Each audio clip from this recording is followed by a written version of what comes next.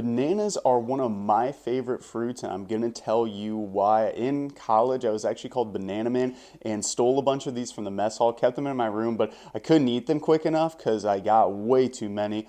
Took advantage of that mess hall. But long story short, I had fruit flies. That's how much I like bananas. But I still like bananas, and bananas are super, super cheap. That's one of the biggest reasons I like them, and especially for people who are trying to eat healthier on a budget.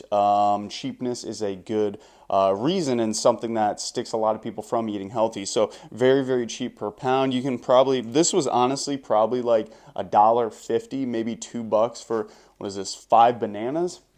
So you think you eat 2 bananas a day or something, you're maybe looking at like 3.50, maybe $4 depending on where you live. I live in Iowa, so they're usually about 44 to 60 cents per pound if they're not on sale. Another great thing about bananas is their portability. I'm not going to take one off the vine part yet, or whatever this is called, stem part, whatever. But they're very portable, so if you're out and on the go, you can grab one and go.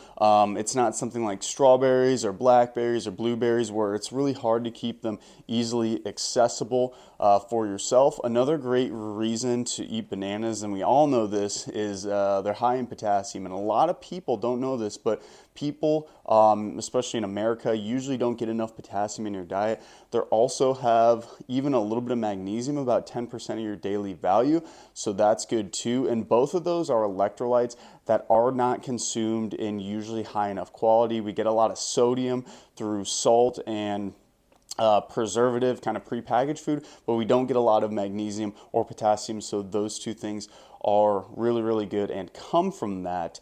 In addition to that, I think they just taste pretty good. The only bad thing about bananas is that since they're basically soft, they can get mushy very, very quickly. So if you accidentally leave it somewhere, you press on it, it's going to get squished and gnashed and smashed. And also, they don't keep very well in the heat. I actually had this story one time where I kept this banana in one of those banana saver things, which keep the ripeness of the banana. They actually do keep the ripeness of the banana, but I kept it in a place that was in really high heat, not high heat, but it was just heat exposure.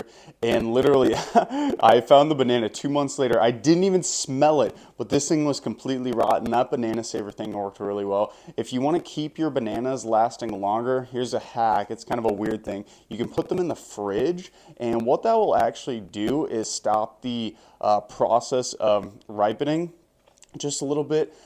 Just know when you take the bananas out of the fridge, the banana peels will actually turn black. Kind of a neat thing, but the banana tastes fine. Just something if you're like, oh my gosh, these bananas are already ripe and I just got them like 2 days ago. You can toss them in the fridge, or just freeze them and add them into smoothies. That's a good option too, because smoothies are good as well.